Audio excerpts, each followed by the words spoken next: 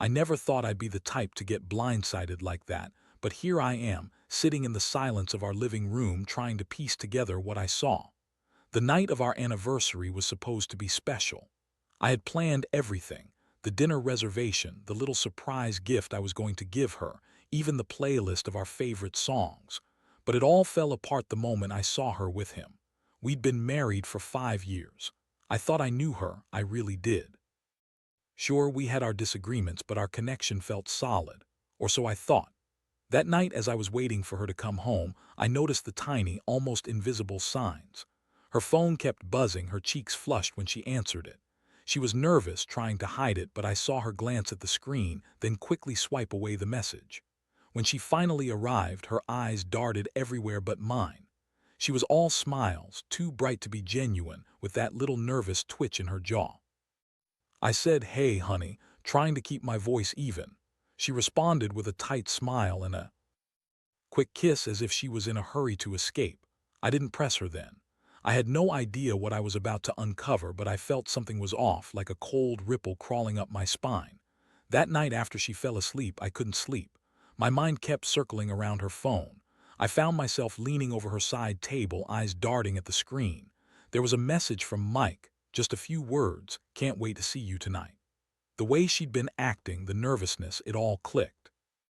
I felt my stomach twist with a mix of anger and betrayal. I didn't want to confront her right then. Instead, I started digging. Days went by and I kept doing my own digging, watching her, listening, checking her messages when she wasn't around. I found out about the secret messages, the stolen moments. They met twice, maybe more. She lied right to my face during dinner, laughing and pretending everything was fine. And I was a fool for believing her. What made this worse was how she looked at him, like he was the only thing that mattered. That little spark in her eyes, the way she touched him when she thought no one was watching. I couldn't stand the sight of her actions, how she was so good at hiding it, yet so obvious in her secret little world. I remember the night I followed her after work. She went to that little coffee shop downtown, the one she said she loved. I saw her meet him in the back alley. They kissed, quick and desperate, like they were trying to hide their own shadows. I swear I felt my heart drop right through my stomach. That's when I realized I was dealing with a person I no longer recognized. Not her, the woman I married, the woman I loved. Had she ever loved me, or was I just a placeholder, someone to fill the space until she found someone better? The questions spun around my head, vicious and relentless. I kept the evidence, screenshots, the messages, her stolen souvenirs from their meetings, hidden away. I didn't want to confront her with everything yet. Instead, I started planning. Revenge, yes, but also a way to reclaim what felt lost. I knew I'd have to be cold, calculated. I wasn't going to let her walk away with my trust. Not without consequences, but before I could do anything, I needed to be sure. I needed to see if she'd slip again, if I could catch her in the act or find something concrete. I kept her under watch, waiting for her next move. She'd been careless or maybe just too confident, but I knew the truth now, and I wasn't going to let her get away with this. The worst part, I still loved her even after everything. But that love was turning into something bitter, something I couldn't ignore anymore. I had no idea how I'd come to this point, but I knew one thing: this wasn't going to end quietly. I was done being the fool, and that's where I stand now, in the quiet, with all the evidence stacked up behind me like a fortress. Soon, she'd learn I was no longer the naive husband she thought I was. I could feel the cold resolve settling in, and honestly, I couldn't wait to see her face when she realized I knew. Her betrayal had cut deep, but I wasn't going down without a fight. I had a plan. One she'd never see coming, and when I was done, she'd regret ever crossing me. I just needed to figure out the right moment, the perfect way to strike back. And when I do, she'll see I'm not so easy to replace. I spent the next few days trying to keep things normal, at least on the surface. Inside, though, I was simmering. Every time I saw her, I felt that familiar ache, the bitterness creeping in. My stomach clenched whenever I caught her looking at her phone, or when she'd get that nervous flicker in her eyes that I'd seen a dozen times now. I knew I couldn't keep this a secret forever, but I also knew I had to be careful. I didn't want her to suspect I was onto her. That was a delicate dance, watching her, gathering more proof, while pretending everything was normal. I started leaving little clues around the house, things I knew she'd notice but wouldn't suspect I'd planted myself. A missing piece of jewelry, a misplaced object, a photo I intentionally left out of place. I wanted her to feel the pressure mounting, to know I was onto her but still hadn't made my move. One evening, I sat on the couch, pretending to watch TV, but really I was just waiting for her to slip or for the perfect moment to confront her with everything I had. When she finally came home, her heels clicked loudly as she stepped inside like she was trying to make it clear she was in control. I could smell her perfume, fresh, sweet, but with a faint undertone I recognized from her secret meetings. She tossed her purse on the table and smiled that fake, practiced smile. "Hey," she said, voice a little too cheerful. "Long day, huh?" I looked up at her, feeling the weight of everything I'd uncovered. "Yeah," I said, voice low, "long enough." Her eyes flickered and I saw her stiffen just a little. "What's going on?" I leaned forward, hands clasped tightly. "I saw the messages," I said bluntly. "The ones from Mike, the meetings, the kisses." Her face paled, eyes darting away. She stammered, trying to deny it, but I didn't let her. "Don't lie anymore." "I've got everything," I said, pulling out the phone, the screenshots. "You're not the person I thought I married." Her shoulders sagged and she looked like a kid caught stealing candy. "It meant nothing," she whispered. "It was just, I don't know, stress, I guess." I shook my head, feeling a surge of anger. "Stress doesn't make you cheat, not on your anniversary." I paused, trying to calm the trembling inside me. "You've been lying from the start, haven't you?" She looked away, silent. I felt my fists clench. I'd waited long enough. It was time to turn the tables, time to execute my plan. I had researched ways to make her regret everything. Nothing violent, just cold, calculated, and effective. I'd make her see what she lost and that she couldn't just walk away from this without consequences. I needed her to realize that I wasn't going to be the doormat anymore, that I was done forgiving her lies. I wanted her to feel trapped just like I'd felt the last few days, and I was ready to make her pay in a way she wouldn't forget. "Listen," I said, voice sharper now. "You're leaving tonight. You're going to pack your things, and I don't want to see you here tomorrow." She looked surprised but didn't argue. "Where am I supposed to go?" she asked softly. "Somewhere you can think about what you've done," I replied, standing up and grabbing the keys to her car. "And when you're ready to be honest, you know where to find me." She looked at me, eyes glistening, and I saw a flicker of fear. Good. She should be scared. She pushed me to the edge, and now she'd see what real consequences look like. As she grabbed her purse and headed for the door, I felt that cold satisfaction. I'd done what I needed to do. The game was only just beginning. She thought she could betray me and walk away, but I had a plan, one that would make her realize the cost of her actions. I closed the door behind her, hearing her footsteps fade down the hall. The house suddenly felt emptier, colder, but I knew this was only the start. I had her exactly where I wanted her now. She'd come back or she'd never see her things again. Either way, she'd learned that betrayal had its price, and I was ready to make her pay. The next morning, I woke up feeling strangely lighter, even if the ache in my chest hadn't fully gone away. I knew I'd broken the ice, set the wheels in motion. She was gone, and I had her things packed up, ready to leave. The house was quiet, too quiet. That's when I started thinking about how to turn all this pain into something more than just revenge. I needed her to know, not just feel the sting of loss, but to truly understand the depth of her betrayal. I spent the day planning my next move, figuring out what I could use to make her regret her decisions. I wanted her to see her actions for what they really were, a betrayal that would cost her more than just my trust. I decided to set a trap, one that would reveal her secrets without her suspecting it. A way to make her feel trapped just like I felt all these days. Late that afternoon, I went to the store and bought a simple, inexpensive voice recorder. Nothing fancy, just enough to capture her voice and any conversation she might have. I placed it in her purse, along with a couple of her favorite things she'd left behind, the silver bracelet, small perfume vial. I wanted her to realize I'd been watching, listening, waiting, that she couldn't hide from me anymore. When she finally messaged me to say she was staying at her sister's, I felt a surge of satisfaction. It was perfect. She was out of the house, vulnerable, and I knew she'd be desperate to get her things back. I wanted her to think I was done, to think she'd won some kind of victory, but in reality I was just getting started. That night I sat in the dark, listening to the recordings I'd made during her calls with Mike. I heard her laugh, flirt, and whisper things I'd never imagined she'd say. I felt my stomach twist again, a mix of disgust and triumph. She'd been so careful, so convincing. But I had the proof now and I was going to use it. My plan was simple but brutal. I'd send her a message with her own words, her voice, and a few pictures I'd secretly taken of her with him.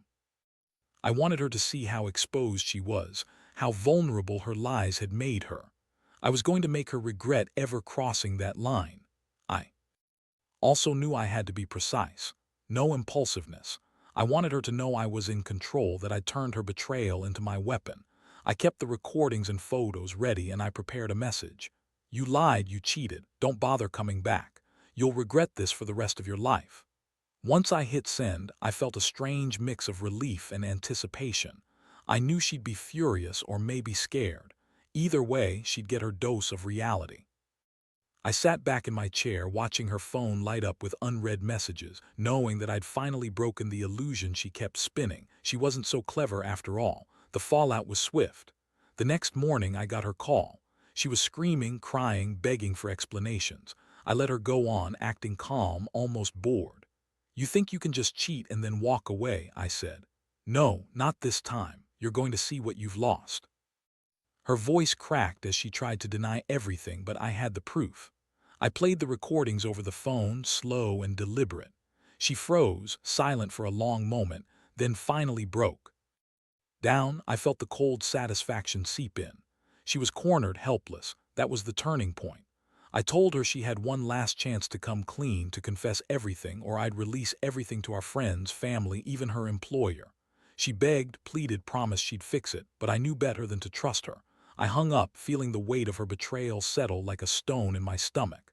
I knew then that I couldn't go back. Not after this. She crossed a line I couldn't ignore. I decided to give her one final chance to leave quietly, to save what little dignity she still had. This whole ordeal had shown me something. I'd never truly known her at all. The woman I loved was gone, replaced by someone else entirely. And I realized that sometimes the only way to reclaim yourself is to cut out the poison completely. I was done waiting for her to change. I was done being the fool. Now, I just had to wait for her to make her move, for her to come to me, desperate and broken. I had everything I needed to end this. Her words, her secrets, her betrayal. It was time to finalize my plan, to ensure she understood that there's no coming back from this. And when the day came, I knew exactly what I'd do.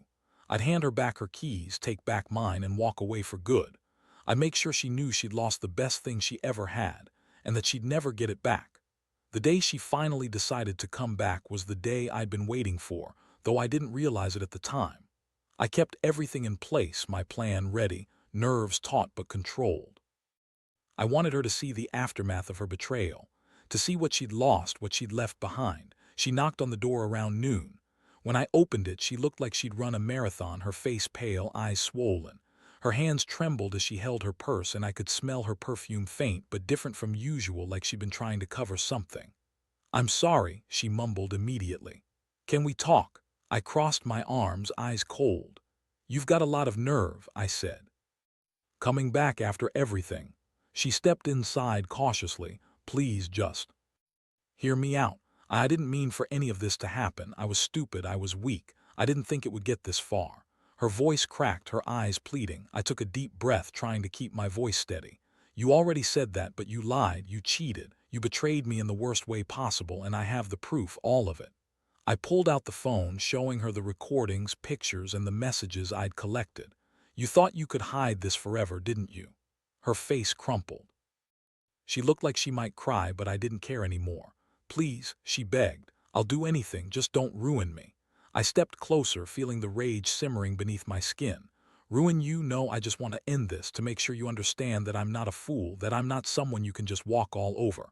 I paused, letting her see the resolve in my eyes. You should go now. She hesitated, then reached out to touch my arm. Can't we fix this? I swear I'll do better. I'll leave Mike, I swear, just give me a chance. I pulled back sharply, disgusted. You already had your chance, you threw it away. I don't want an apology, I want you gone for good. I handed her the keys to her car. "Take your things and leave, stay away from me." She looked at the keys, tears streaming down her face, then slowly took them.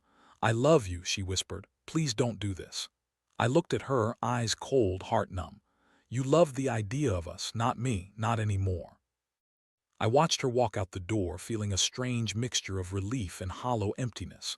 Once she was gone, I took a deep breath and closed the door behind her. The house was silent again, but the weight of everything I'd uncovered pressed down hard. I knew I'd done the right thing, even if it felt like hell. I sat on the couch, staring at the empty space where she'd been. My hands felt numb, but I knew I had to keep going. This wasn't just about revenge anymore. It was about reclaiming my life. About finding out who I was without her. I looked around the room, at the pictures on the wall, the furniture that once felt cozy. Now every object seemed like a reminder of her lies. I needed to move forward fast. I'd already told her she was finished. Now I had to cut the final cord. I went to the closet, grabbing some boxes for her things. I packed the jewelry, her clothes, the little keepsakes she'd left behind. Her scent still lingered in some of them, but I forced myself to be cold. No more tears, no more heartbreak. I was done waiting for her to change her mind. As I sealed the last box, I made a decision. I'd change the locks tomorrow morning. I'd get rid of anything that reminded me of her. No more memories, no more lies. This was the end. And in that moment, I realized something clear and sharp. Sometimes losing everything is the only way to find yourself again. I'd been betrayed, yes, but I was still standing, stronger than I thought, and I was finally free from the illusion she'd woven around us. The road ahead wouldn't be easy, but I knew one thing: no one ever truly knows someone until they've betrayed them. And now, I'd learned to trust myself more than ever. The next morning, I woke up feeling a strange sense of clarity I hadn't had in a long time. The house was eerily quiet, the kind of quiet that makes you realize just how much noise betrayal had brought into my life. I got up, took a deep breath, and started the process of shutting this chapter down for good. First, I changed the locks. It felt symbolic, like sealing a door I was finally done opening. While I was at it, I decided to clear out everything that reminded me of her. The photos, the trinkets, the little souvenirs she insisted meant nothing but I knew were tokens of her secret life. Each thing I put in a box felt like a small victory, even if my hands trembled a little doing it. I was erasing her from my space, but more importantly, from my mind. I made a list of everything that needed to go: her clothes, the jewelry, even that damn perfume she used to wear that now made me gag. As I packed, I kept telling myself I was taking the power back, that this wasn't just about revenge anymore. It was about reclaiming myself. By midday, the house was practically empty of her presence. I'd kept her stuff in the garage for now, waiting for her to come pick it up or for me to drop it off at her sister. I wasn't in the mood to be gentle about it. She'd betrayed me and I wasn't going to coddle her. As I finished sealing the last box, I felt a strange mixture of exhaustion and relief. The anger was still there, simmering just beneath the surface, but underneath that I felt something else: hope. For the first time in days, I let myself breathe fully. I sat on the living room floor, looking around at the empty walls, the empty space where she'd once been. That's when the phone buzzed on the coffee table. I hesitated, then picked it up. It was her. I saw her name flashing on the screen. Part of me wanted to ignore it, but I knew better. I answered. "Listen," she started, her voice shaky. "I know I messed up. I know I betrayed you, and I don't expect you to forgive me. But I just want to talk. Maybe we can figure out a fix this." I took a deep breath, feeling the familiar fire building inside me. "Fix it? You mean like you did before when you lied and cheated?" "No, that's not how this works anymore." She pleaded. "Please just hear me out. I'm sorry, I swear. I was stupid and I don't want to lose everything we had. I love you." I felt the urge to scream, but I kept my voice steady. "You loved what? The idea of us. Not me, not the person I was. You wanted someone better, someone easier. Well, now you get to see what it's like to lose everything, because I'm done." I pressed end, then stared at the black screen. That was it, my final act. I'd handed her her keys and her things, and now I was walking away, leaving behind the wreckage of a relationship built on lies. I knew she'd try to come back. Maybe she'd beg, maybe she'd plead, but I wasn't going to fall for it. Not this time. I'd learned my lesson the hard way. Trust is a fragile thing, and betrayal shatters it beyond repair. The next step was clear. I called a lawyer and started the paperwork to file for divorce. I needed the official separation, the closure that would let me fully move on. As I sat in my empty house, I realized that sometimes the only way to heal is to cut the poison out completely. I took the divorce papers, signed them, and handed them over. Walking into the office, I felt a strange sense of finality. The weight I'd been carrying, the anger, the betrayal, the heartbreak, began to lift just a little.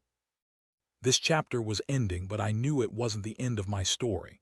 It was the beginning of something new, something I hadn't expected to find but desperately needed. I looked at the papers one last time, then handed them to the clerk. "Here's the final step," I said softly. "Now it's over." As I stepped out into the bright sunlight that afternoon, I felt a tiny ember of hope flickering in my chest. I'd been betrayed, yes, but I'd also survived. And I'd learned that sometimes losing everything is the only way to truly find yourself again. That's what I kept telling myself as I walked away from the wreckage of what was, toward whatever future awaited. I knew I'd be okay, better than okay, because I'd finally taken back control and I'd proved that I was stronger than the betrayal. Weeks passed, and at first the silence was deafening. No more secret texts, no more lies, no more betrayal. Just me and the quiet, which felt strange but somehow right. I threw myself into rebuilding my life, focused on work, my friends, and rediscovering who I was before all this chaos. The house still felt emptier than I liked, but I knew it was for the best. Every time I caught myself reminiscing or wondering what she was doing, I reminded myself of the pain, the lies, and most importantly, the betrayal. One evening, I sat on my porch, drinking coffee and watching the sunset. The sky was painted in reds and oranges, a peaceful scene that contrasted sharply with the storm I'd weathered. My phone buzzed in my pocket. I hesitated, then pulled it out. It was a message from her, short, simple, but with a weight behind it. "I'm sorry, I was wrong. I hope you find happiness." I stared at it for a long moment. My fingers hovered over the screen, wanting to reply, wanting to say something harsh or dismissive. But I didn't. Instead, I deleted it. I realized then that forgiveness was a luxury I couldn't afford, and maybe I didn't want to. I'd already moved past her. The only thing I needed now was to keep going forward without her shadow looming over my every step. That night, I finally felt a sense of closure. I'd taken everything from her, her secrets, her comfort, her lies, and turned it into my release. I didn't need to carry her anymore. I had reclaimed my dignity, my peace, and most importantly, my sense of self. Looking back, I knew this whole ordeal had changed me forever. I learned that trust could be broken in an instant, but it could also be rebuilt if you were willing to do the hard work. That betrayal can be a brutal teacher, but it also forces you to confront your strength. I'd never been so aware of my resilience, or how even in the dark, there's a flicker of light waiting to be found. So to anyone out there going through something similar, here's my advice. Accept the pain, feel it fully, then harness it. Use it as fuel for your own survival. Don't be afraid to cut out the toxic, even if it hurts. Because in the end, the only way to truly move on is to let go of what's holding you down. I closed the door on that chapter and I stepped into a new one where I was in control. And honestly, I've never felt freer. The betrayal hurt, sure, but it also woke me up. I finally saw myself clearly, and I realized I was capable of more than I ever thought. That's what I want everyone to remember. You are stronger than the betrayal. You don't have to be defined by it. Sometimes, losing everything is the only way to find what truly matters, yourself. And once you do, nothing can hold you back.